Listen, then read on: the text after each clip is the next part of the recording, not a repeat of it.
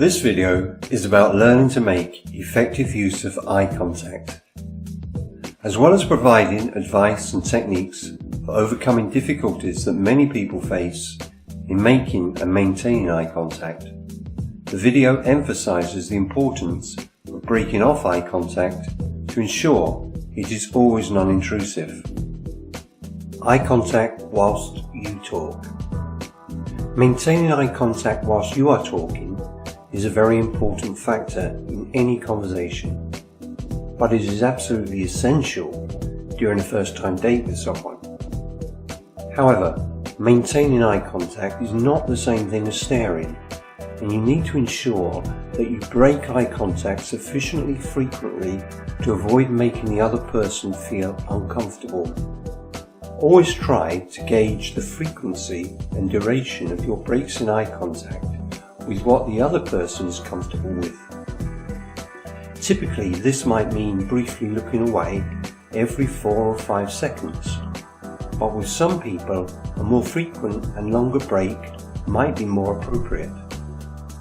To assess the right level, you need to carefully observe their responses to your initial degree of eye contact over the first few minutes of the meeting, and then make adjustments as the conversation progresses.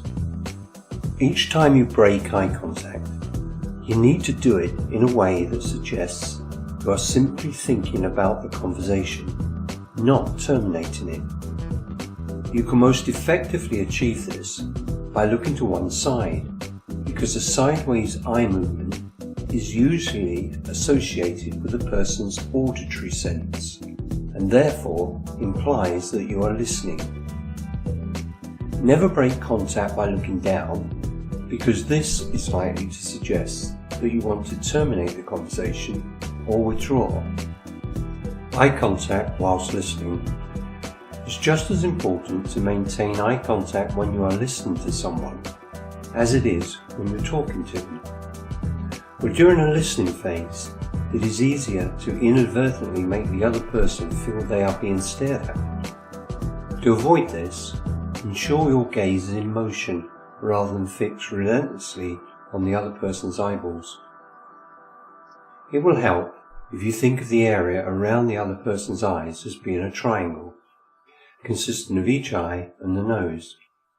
Shift your gaze around this triangle by looking at one eye for a few seconds, the other one for the next few seconds, and the nose for the next.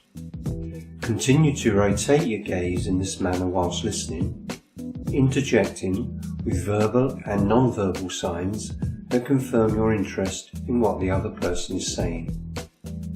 In addition to this triangular movement of eye contact, continue to apply the appropriate frequency and duration of eye contact breaks, as I described earlier. Never break eye contact to look at distractions. The most common example of this is people who break eye contact to look at their mobile phones. To avoid any temptation to do this, keep your phone in your pocket or bag and have it switched off for the entire duration of the date. Other sources of distraction when meeting someone in bars, restaurants, etc. are things like beer mats or coasters laying temptingly on the table, or a TV screen located above the bar, or the antics of someone at another table.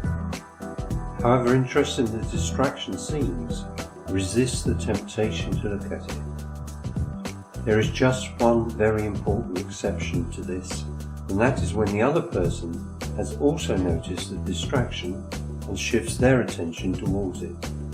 When they do, ensure you do the same and share the interest with them. Overcoming difficulty in making eye contact. A lot of people find making and maintaining eye contact difficult. One way to overcome this is by focusing your attention on observing the detail of the other person's eyes and their surrounding facial area. Pay close attention to the exact colour of the eyes and the movements that they make. Note whether they move upwards a lot more than any other way, or if they are predominantly looking downwards or towards one side or the other. Taking that sort of interest will not only help you maintain eye contact, but will also provide you with a lot of interesting information about your dating partner. For example, someone who is always glancing upwards is most likely to be a person who uses their visual sense a lot more than the other senses, and they like to communicate in that way.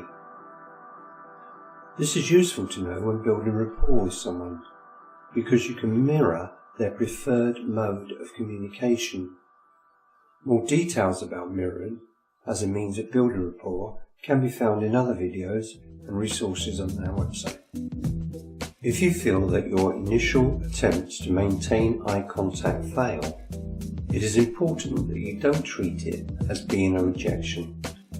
Instead of giving up when this happens, try again. It might just be that the other person finds eye contact difficult. This can even be the case with someone who is sexually confident and adventurous. Just ensure that when you renew your attempt, you are doing it in a balanced way which fully recognises the level of eye contact that they are comfortable with. Practice makes perfect.